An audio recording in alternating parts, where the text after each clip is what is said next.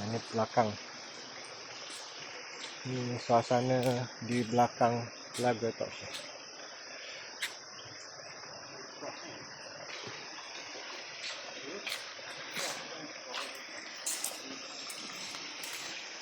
Ini ada kolam ni. Kolam ni tak boleh mandi ya.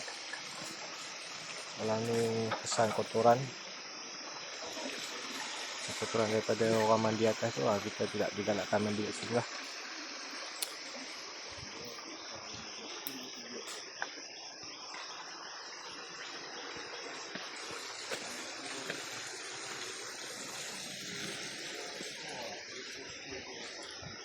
Sampai sini kita tinggalkan kasut.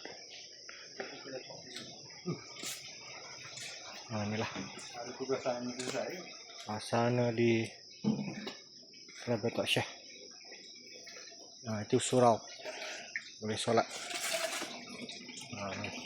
Tak ada.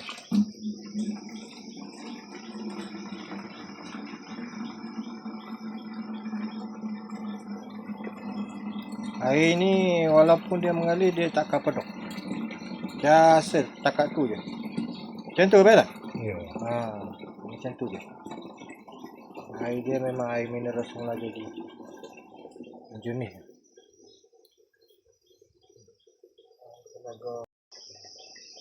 Ni saudara kita ambil air untuk buat minum.